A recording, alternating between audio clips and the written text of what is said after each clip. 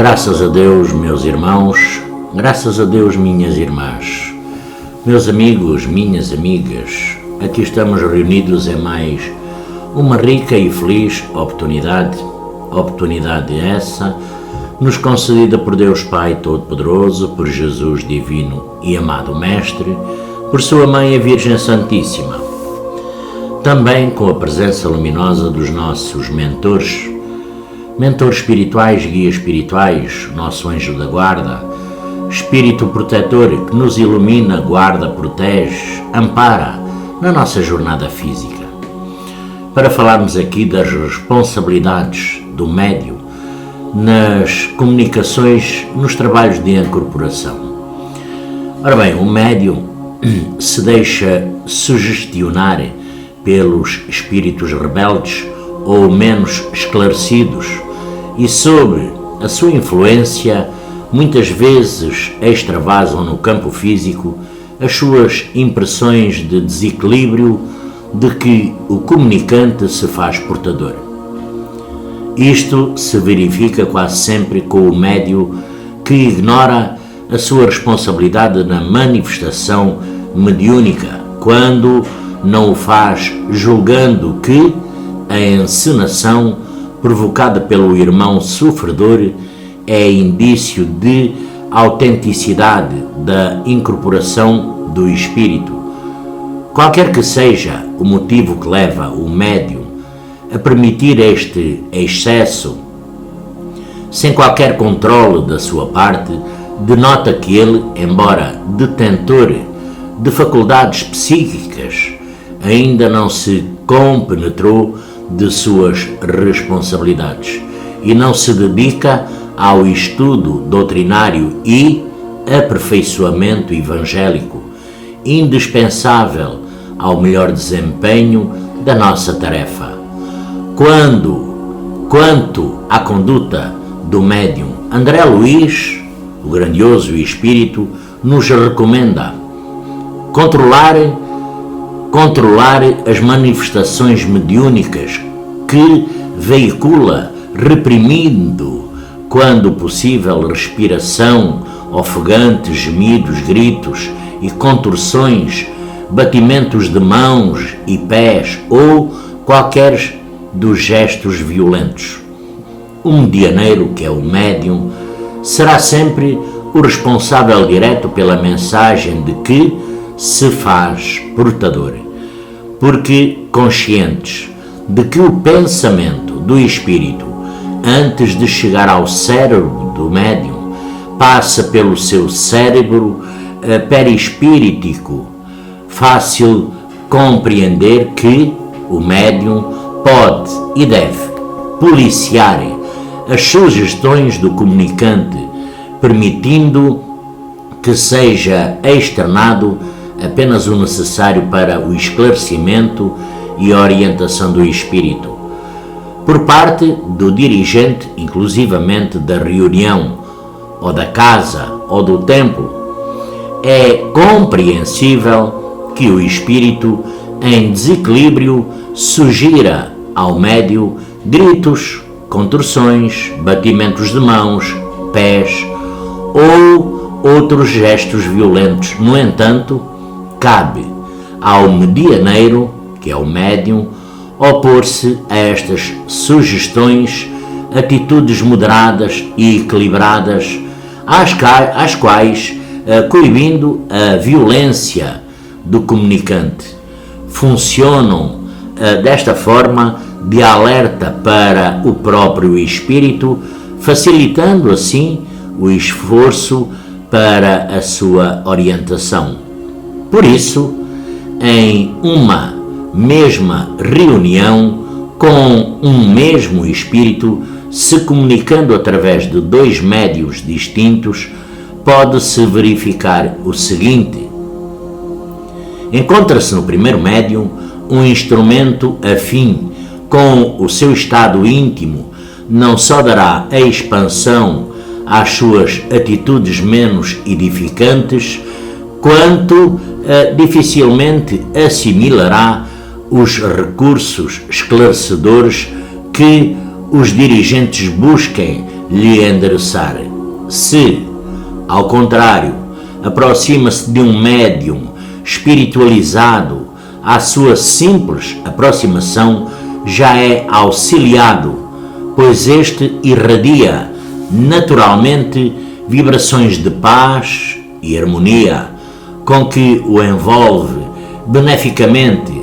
Aqui, a tarefa do dirigente, neste caso, é grandemente facilitada pela condição íntima do médium.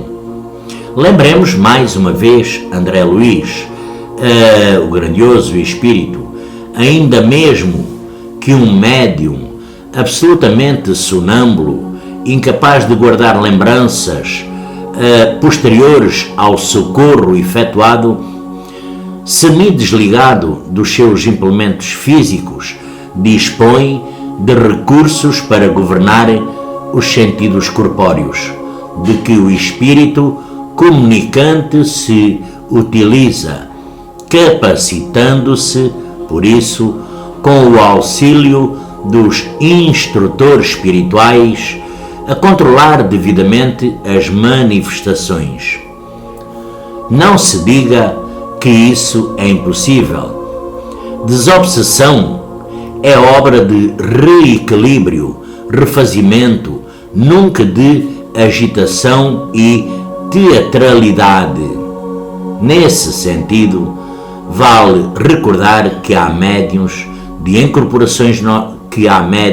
incorporação normal e médiuns ainda obsidiados, e sempre que o médium desta ou daquela espécie se mostre obsidiado, necessita com certeza de socorro especial e espiritual, através do esclarecimento, emparelhando-se com as entidades perturbadas, carecentes de auxílio.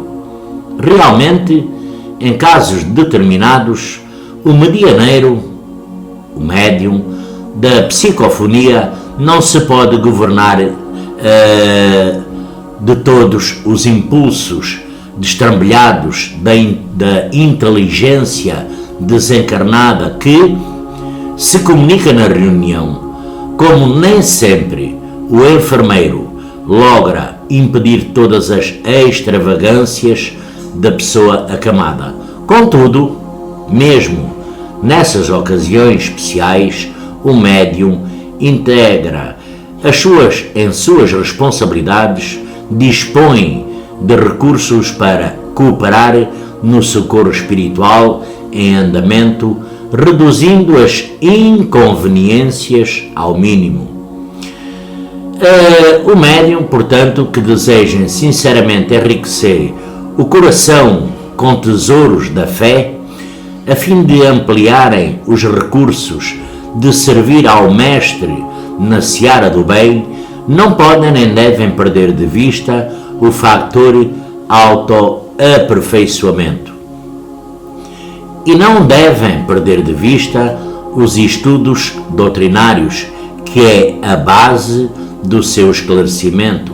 Não podem, de forma alguma, deixar de nutrir-se com o alimento evangélico, tornando-se humildes, bons, devotados e convictos, a fim de que os modestos encargos mediúnicos, por exemplo, de hoje, sejam amanhã transformados em sublimes e redentores tarefas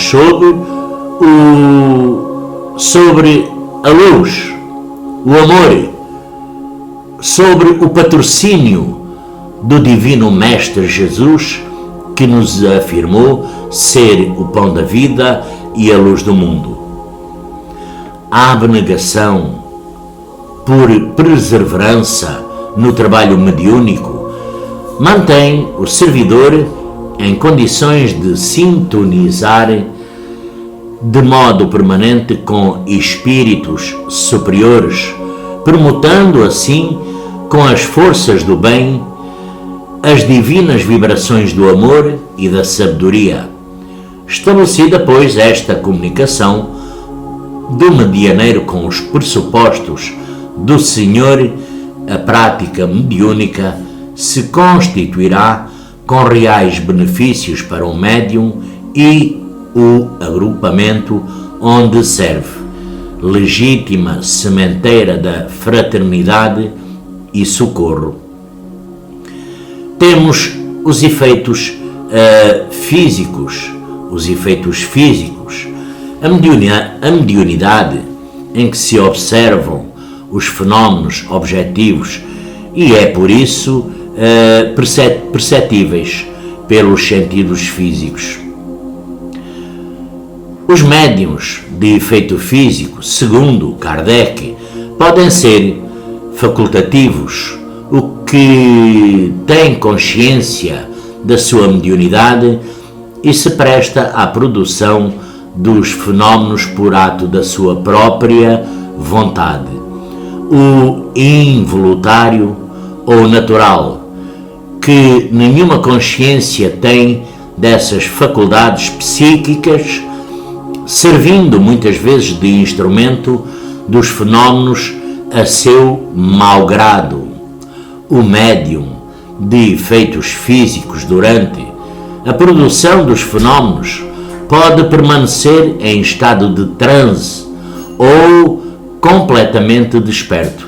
Os fenómenos de efeitos físicos mais comuns são a levitação, quando pessoas ou objetos são erguidos no ar, sem interferência de recursos materiais, objetivos, o transporte, quando objetos são levantados e deslocados de uma parte para outra, dentro do mesmo local, ou trazidos, inclusivamente de locais distantes. A tipologia, que é a comunicação dos espíritos, valendo-se do alfabeto ou qualquer outro sinal convencionado por meio de movimento de objetos ou através de pancadas. O espírito responderá às perguntas formuladas, valendo-se de um código estabelecido anterior. Por exemplo, uma pancada significa sim, duas pancadas poderá significar não. Uma pancada corresponde à letra A, duas pancadas poderá corresponder à letra B, por aí vai.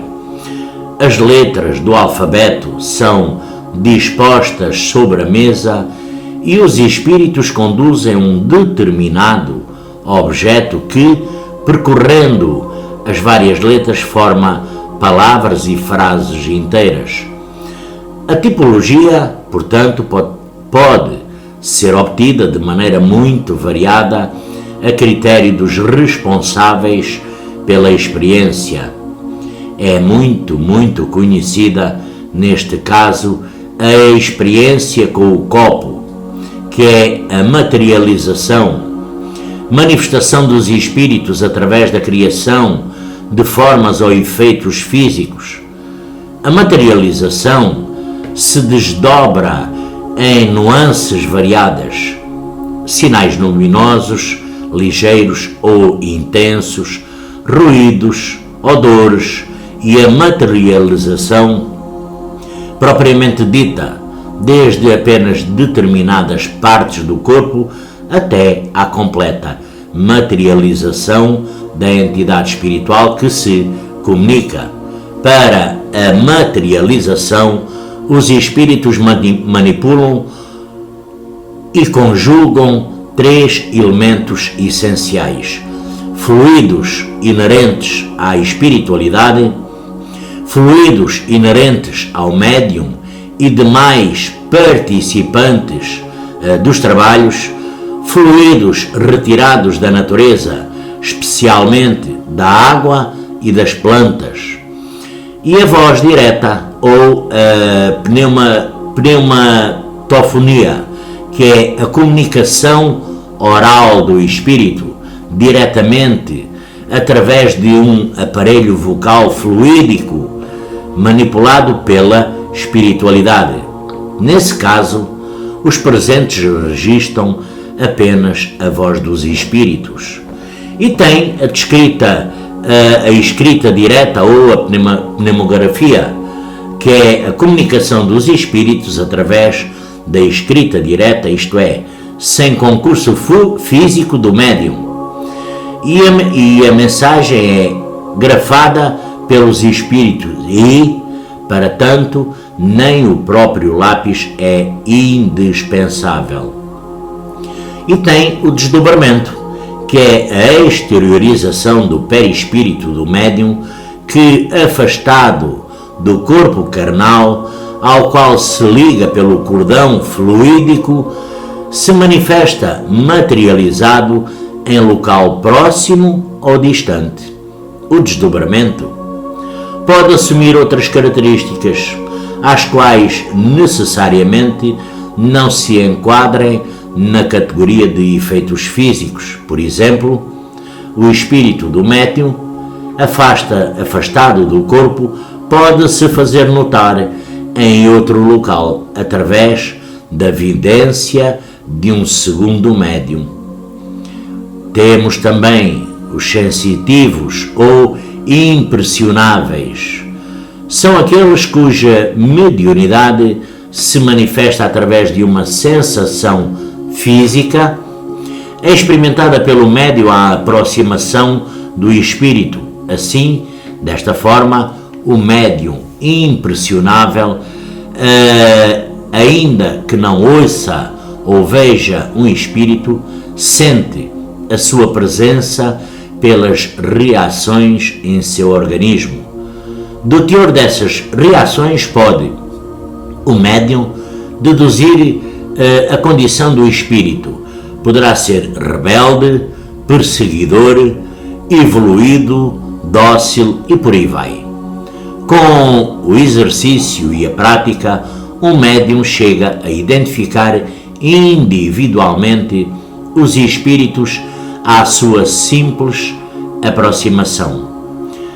Temos os auditivos, o médium audiente, ouve vozes preferidas pelos espíritos ou sons por ele produzidos, bem como sons da própria natureza que escapam à percepção da audição normal. Pode ser um fenómeno de natureza psíquica e é fácil compreender-se que a audição se verifica no órgão perispíritico do médium, por isso, independentemente da sua audição física. Temos a vidência, que é a faculdade mediante a qual o médium percebe, pela visão hiperfísica, os espíritos desencarnados ou não, bem como situações ou paisagens no plano espiritual. Pode-se classificar em vidência ambiental ou local, vidência no espaço, vidência no tempo. Quando o médium percebe o ambiente espiritual em que se encontra, registrando factos que ali mesmo se desdobram, ou então um quadro de sinais e símbolos projetados mentalmente por espíritos com os quais esteja em sintonia. O vidente no espaço é aquele médium que vê cenas, não é? Dos mundos etéricos espirituais ou símbolos em pontos muito, muito distantes do local em que se encontra. A vidência do tempo é o médium que vê cenas representadas, factos a ocorrer. A visão profética, vamos lá, os factos passados em outros tempos, visão rememorativa. E temos a psicometria, que é uma forma especial de vidência que se caracteriza pelo desenvolvimento no campo mediúnico de uma série de visões de coisas passadas, desde que, posto em presença do médium, um objeto qualquer ligado àquelas cenas, essa percepção se verifica em vista de tais objetos se acharem impregnados de influências pessoais dos seus possuidores ou dos locais onde se encontra. Temos também os falantes, os psicofónicos, conscientes, por exemplo, os conscientes. Conscientes é o espírito comunicante que transmite telepaticamente, às vezes de grandes distâncias, as suas ideias ao médium, que as retrata ao encarnado com as próprias expressões. E temos o inconsciente também denominado psicofonia sonambólica, não é? Que se processa com o afastamento do espírito do médium do seu corpo. O comunicante utiliza-se mais livremente dos implementos físicos do medianeiro, pelo que a sua comunicação é mais fiel e isenta de interpretações por parte do médium.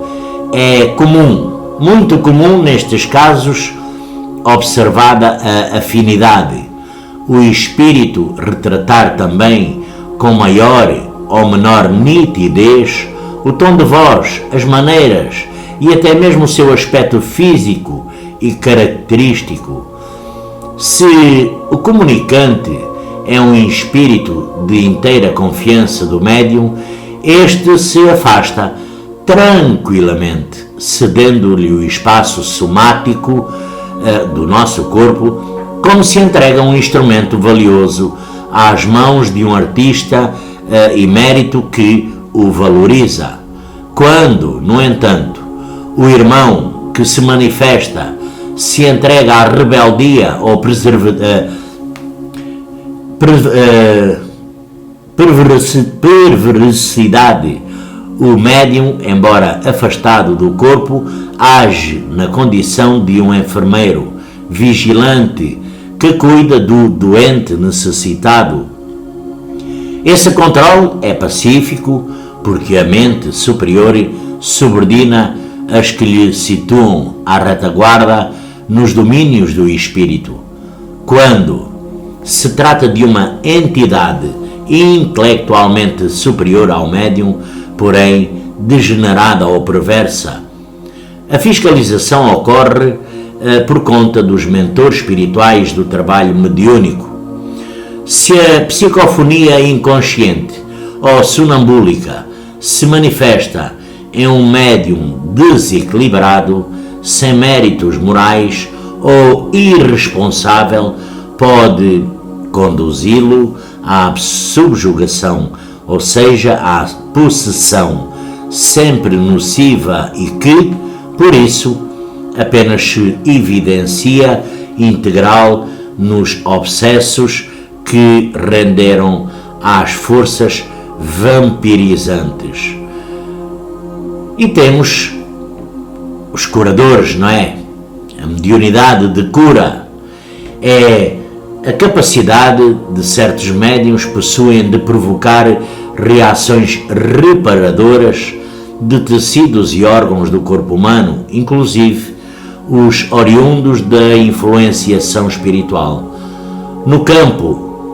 Nesse campo é muito difundida a prática de passes individuais ou coletivos, existindo dois tipos assim desta forma discriminados: passe ministrado com os recursos magnéticos do próprio médium e o passe ministrado com recursos magnéticos auricos no momento do plano espiritual.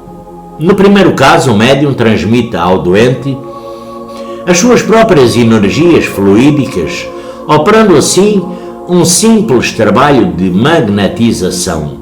No segundo, com a presença do médium servindo de polarizador, um espírito desencarnado faz sobre o doente a aplicação, canalizando para ele os fluidos reparadores.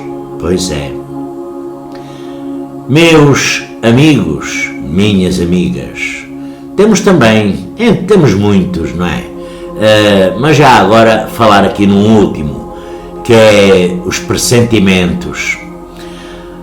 Os médiuns de pressentimentos ou proféticos são pessoas que, em dadas circunstâncias, têm uma intuição vaga de coisas vulgares que ocorrerão ou, permitindo a espiritualidade, tem revelação de coisas futuras de interesse geral e são incumbidos de dá-las a conhecer aos homens para a sua instrução.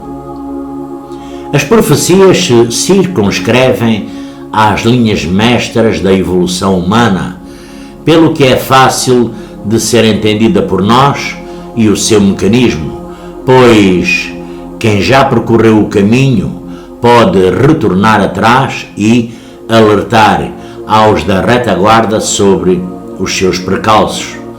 No que diz respeito ao campo individual, pode um espírito falar a respeito de determinadas provas programadas pela própria pessoa antes da reencarnação, seja, no entanto, no plano geral ou no plano individual. As profecias são sempre relativas, já que, detendo a criatura o livre arbítrio, poderá em qualquer época, consoante a sua vontade, modificar as circunstâncias da sua vida, imprimindo-lhe novos rumos e, portanto, alterar os prognósticos que naturalmente se cumpririam se não fosse a sua deliberação. Meus amigos, minhas amigas,